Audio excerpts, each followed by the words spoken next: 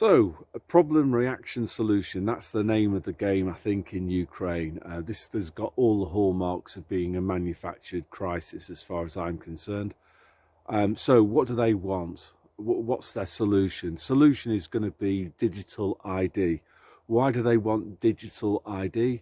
Well, basically to control and censor the internet. In the future, to go on the World Wide Web, you'll need to enter in your personal digital ID so that they can track and trace and monitor everything.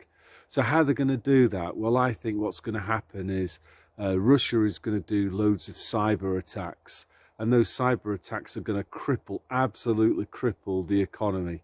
They've already war gamed this, according to Klaus Schwab, this cyber polygon, which they did in last summer sometime. I think it was June, July 2021. So they've war gamed all of this. So power supplies are all going to go out because they're all controlled by computer. Obviously, shop shelves are all going to be empty because the logistic chains are all going to break down without computers.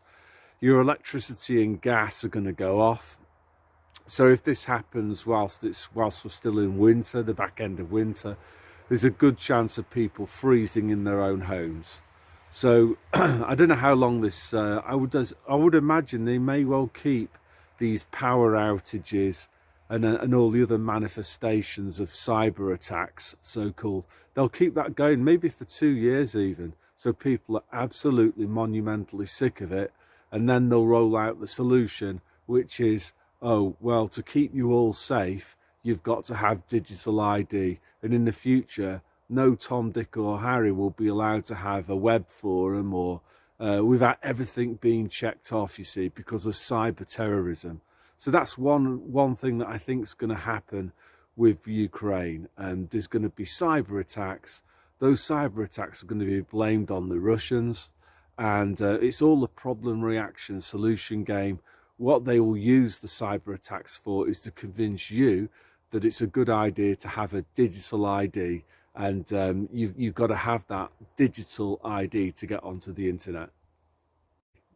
So the second thing that they might want to achieve from the Ukraine crisis is economic collapse. They want central bank digital currencies. So to get those in, they need to abolish the fiat currencies that we've currently got.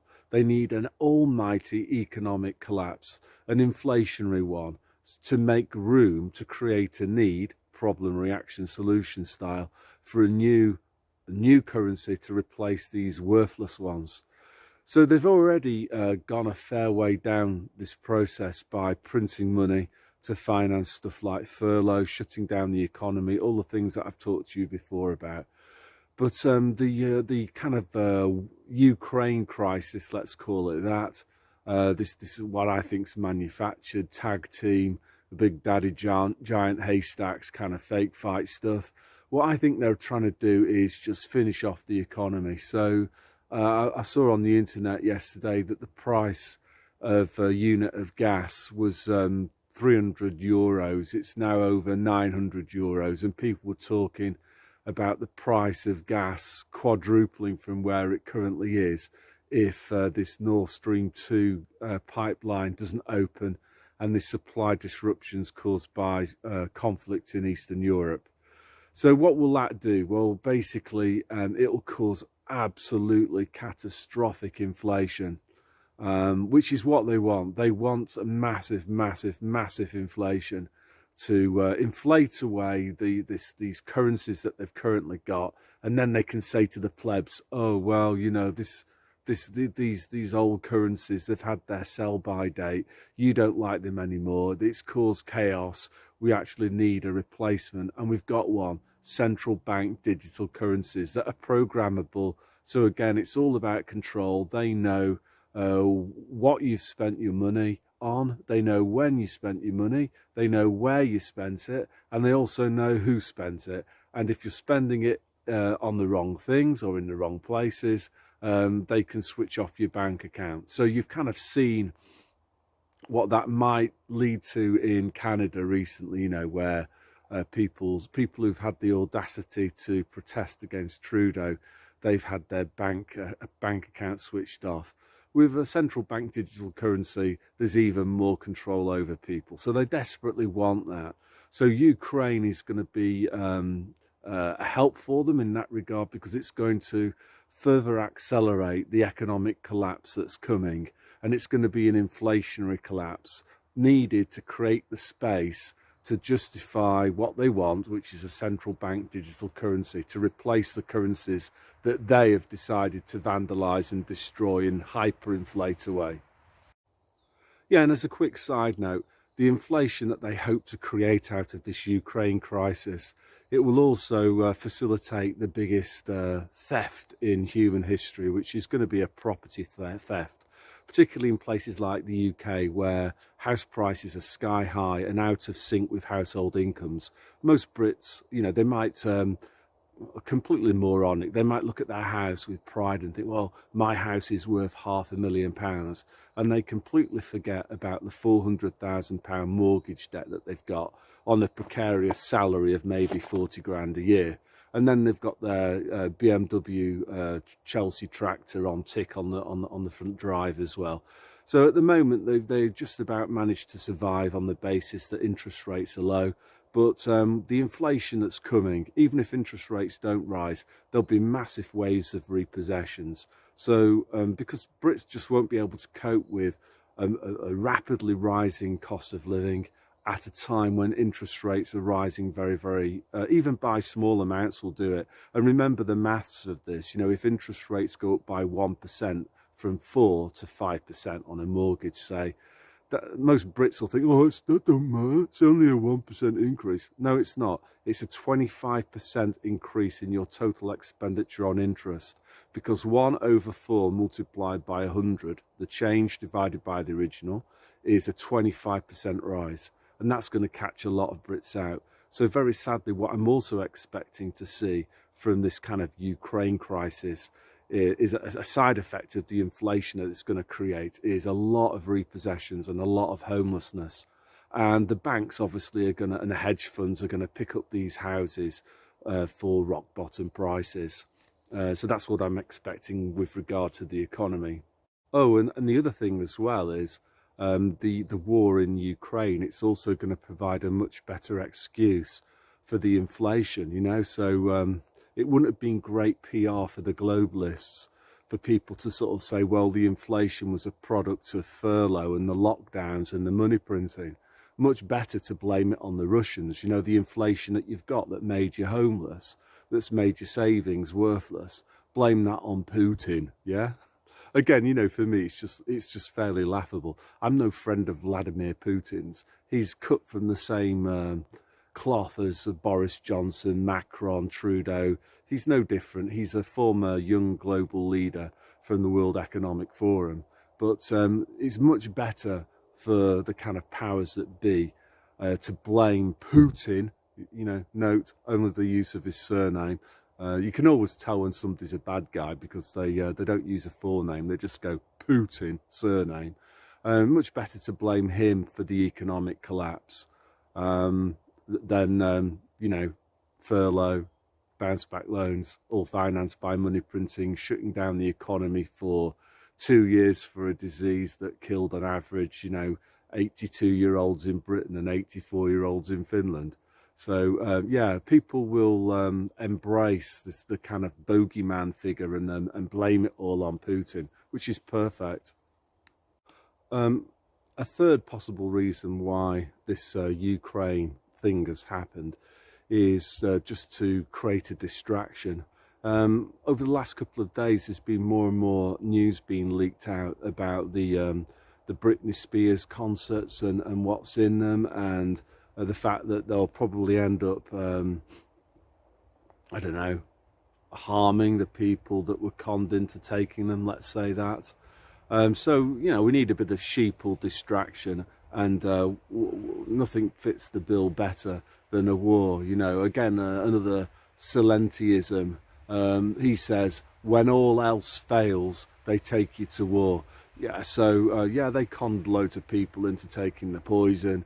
And so we need something else now to kind of distract them from the kind of folly, their own folly, you know. euthanized themselves, but let's just distract them with some war or something. One final possibility a bit further down the line could be an alleged bio-warfare kind of attack, again by Putin. And what I would predict is that the bio-warfare, whatever the toxin is, it will cause symptoms in people who are affected that are remarkably similar to the side effects of attending the Britney Spears. So it'll be some sort of Russian chemical weapon, you know, obviously a military grade one. Do you remember that from Novichok? Military grade Novichok. Other grades are available, apparently, you know. Anyway, so this chemical weapon that they might say that Putin's released, it will just be coincidental that it causes myocoinciditis and pericoinciditis and strokes and all the other stuff that we're seeing in people who aren't members of the control group. So I could easily see that. And then of course, they'll say to the plebs, don't worry, we have got a new substance. We've developed a new substance. And if you allow it inside your body, it's going to protect you from Putin's bio-warfare chemical. Yeah? And, you know, from there, if a lot of people are really struggling, dying at that point, suffering all sorts of health problems, they may even want to resurrect Britney Spears' passports. And, you know, if people are dropping, that might be enough to convince some of the cowardly to take this new substance that they've developed. The other thing that I can see happening is a massive anti-Russian sentiment, you know, like a classic divide and rule. And anybody that questions the narrative, well, then they must be a Putin sympathizer. I just want to really make it clear that as far as I'm concerned, Vladimir Putin is a scumbag. He's no different from Macron, Merkel, Boris Johnson, Trudeau. He's exactly the same as those guys. He's got the same background. He was groomed by the World Economic Forum. He's part of this Satanist, globalist cabal. That's the way that I see it. And how do I know that? Well, just look at his actions, basically, especially with regard to the Divok.